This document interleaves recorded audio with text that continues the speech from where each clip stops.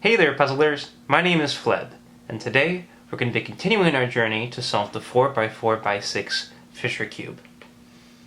Today, we'll be starting to solve the 2x2x4 Rubik's Cube, which is this one here. Now I've also brought along the 2x2x2 Rubik's Cube because there's a lot of similarities between the puzzles. Before we begin mixing up the 2x2x4 Rubik's Cube, let's take a look and see if we can figure anything out about the puzzle. For starters, each layer can turn it independently, like this. And also, you can make moves like this. All of these moves preserve its shape. But what makes this puzzle different from other Rubik's Cube puzzles is that you can also bend its shape, like this. There's a few things that are interesting about this position. First off, that layer that could turn before on the top can't turn by itself anymore. And the reason for that, let's see if I can get this close to the camera. Although it may be a little hard to see on the video, the reason for that is the actual structure of this piece. It has a little piece of plastic that sticks down into the puzzle. And if those pieces of plastic are not also on the pieces around it, it can't actually turn in that layer. So what does that mean for us as we solve this puzzle for the first time?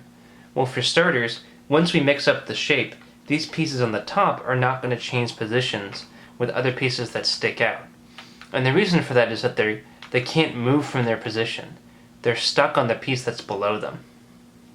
The second thing to note is that no matter how you mix this up, the pieces on the top and bottom layers are going to stay on those layers. Think about the different moves you can make. You can, turn a single layer like this, or you can make a shape-preserving move like this. Or you can turn it like this, at which point the pieces are so stuck on the outside. Another way to think about that is that these pieces have 3 colors and these pieces have 2 colors, so there's no way they're going to mix up with each other. So what that means, I think, is that we have sort of like the sum of 2 puzzles here. One is the 2x2x2 cube in the middle, and the other is the 2x2 cube on the outside. My strategy for solving this is going to be to solve the middle 2x2 by 2. Because none of the pieces are going to shift from layer to layer, if we solve all of these, it should get back to its original shape. Now when I'm doing that, if I ever encounter a situation where I have to use a 2x2x2 algorithm, something that I used to solve this, I'm just going to do it. I'm not going to rederive it.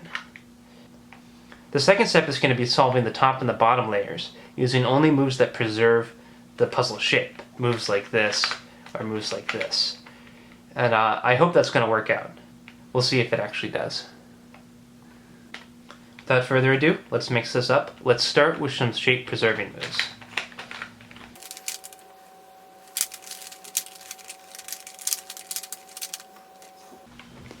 And now let's make some shape-shifting moves.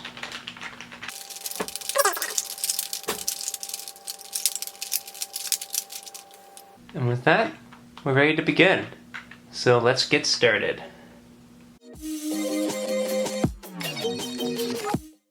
What we're going to try to do is to solve this inner 2x2x2 Rubik's Cube. Now that's going to involve finding all the pieces with 2 colors on them and putting them next to each other. What's interesting about that is that there's 2 pieces of each 2-color combination. For instance, here's the green and orange and another green and orange. So we may have some problems fitting them next to each other. But let's look for an orange and blue that might fit here, and have that be our start. So here's an orange and blue, right here. What I'm going to do is keep track of this piece. We're sort of building our top layer here. You can think about it like this. We're building our top layer. And the other orange and blue is here. Which one of these is going to be easier to put into place? Well, I think it's going to be this one. But let's take a look.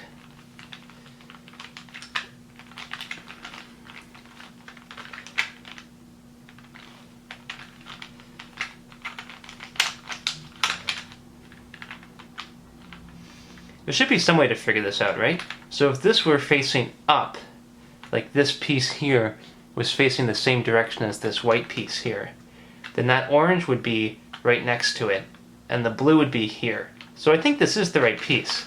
I just haven't gotten the right orientation yet. There we go. Alright, so now we need a green and red to go here. If we were to flip this piece up, if you imagine just rotating this piece, we'd have the red here and the green here. So this is not the right piece. We're going to have to find the other red and green. That's here. So we need to make this piece go up just like that. Okay, so now we have 3 of the 4 pieces in for sort of what we're looking at as sort of a top layer, much like this. And we need to find the red and blue piece that goes here.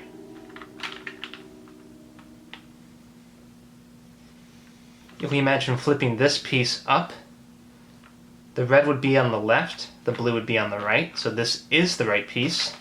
Let's put it into place.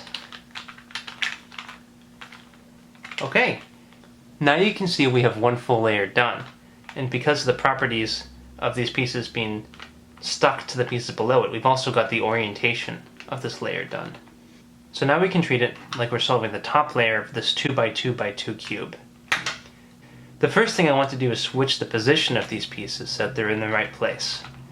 Right now, this is in the right place, and so is this, because they're above the pieces that they're associated with. But these two need to be swapped.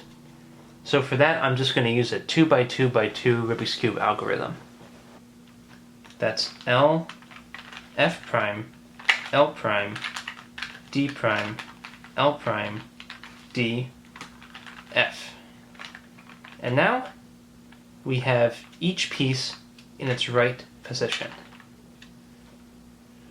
But we need to get their right orientation. So for that, I'm also going to use a 2x2x2 Rubik's Cube algorithm that orients the corners.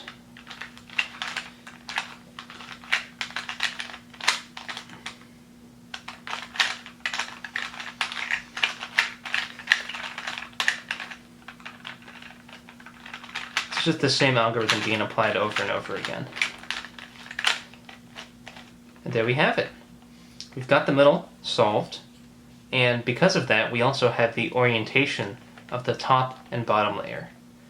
For the second step of this puzzle, we're going to have to solve these top and bottom layers. And what worries me about that is I'm not sure that we're going to be able to create an algorithm to solve the final layer. I'm pretty sure that there's enough flexibility that we'll be able to get one layer into place, but the other one might cause some trouble. So we'll see how that works out next week. I think this is a good place to stop. Thank you very much for watching, everyone, and as always, happy puzzling!